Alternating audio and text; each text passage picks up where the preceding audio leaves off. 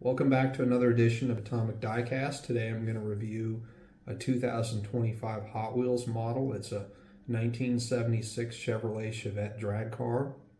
And while this isn't a new casting for 2025, it did get a fresh paint scheme, one that I think is the best they've done so far in this car.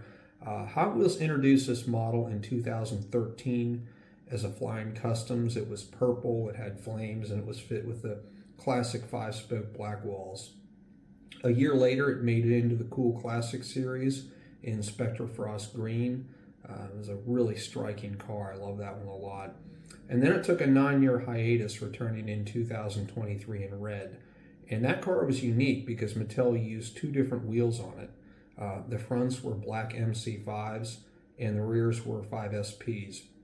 And it was tampoed with racing brands decals like Goodyear and Bell helmet and the Chevrolet bow tie. 2023 also saw a Target Red Edition exclusive, though the Chevette was actually not red. It was painted black and had yellow and orange stripes. And it again got the MC5s up front and the 5SP wheels out back. And that takes us to 2025. This is a mainline release. It's in yellow. They added the NHRA logo on the doors and surrounded it with more performance brand stickers like Autometer, Holley, Goodyear, and Hayes. And the overall paint scheme has a real 1980s look to it, reminiscent of many of the Pro Street cars from that era. And for those of you that aren't familiar with Pro Street, basically what it is they take an American car, usually a muscle car, but in some cases it can be, an economy car like a Chevette, and they put a big motor in it, they tub the rear end, install wide tires, a roll cage, and usually lower the stance. And this 76 Chevette checks most of those boxes. Okay, so how did this one turn out? Overall, the paint is solid. There are no bubbles or thin spots within the yellow. The tampos were cleanly applied. It's your standard Zamac body. It has a gray plastic base. The wheelie bars hanging off the back are integral to the base itself. And unlike some of the newer Hot Wheels models, there's a fair amount of chassis detailing. There's exhaust and suspension, and they did a good job on this one. The hood scoop is perfect. This was common for these types of ultra drag cars in the 1970s and 80s. I do wish they added a roll cage. But that's a nit rub on my part. And quite honestly, you might not even be able to see it much anyways, because they do have very dark tinted windows on it. There are no headlight or taillight details, and I can live without that on a mainline. In fact, being a drag car, it may be more authentic not to have those details. Many dedicated race cars delete them. They have either a fiberglass front clip, which doesn't contain headlights, or they remove them from the back. And so, I think for this type of car, it's fine. And they fit this with the retro 5-slot wheels, which are my second favorite style. You probably can remember from prior videos, my favorites are still the 5-spoke black walls from the 70s and 80s.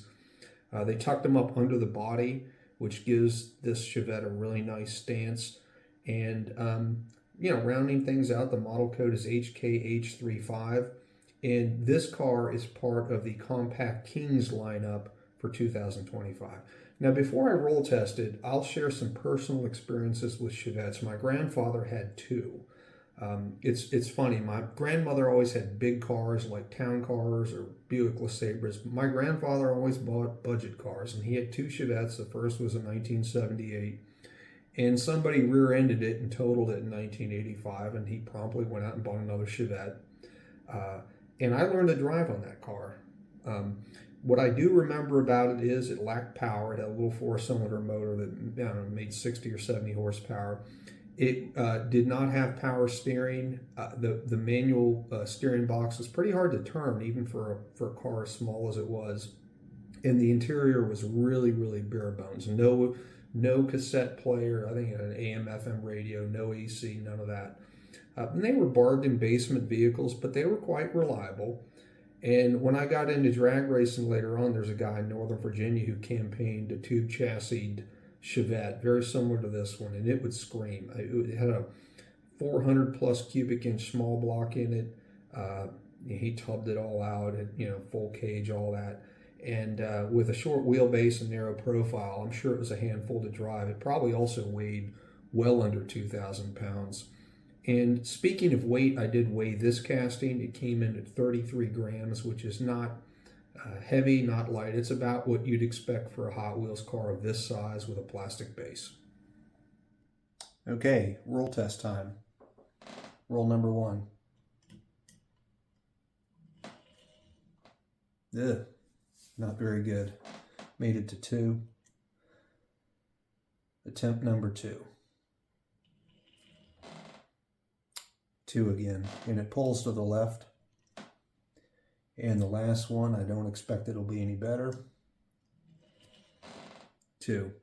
What I'm noticing with this car is there's a lot of wheel shake, and I think the wheels being tucked up under the body, there's a lot of side play, and they're probably rubbing against the inner wall of the fender. Nonetheless, it doesn't go very far, but it's still a really cool casting.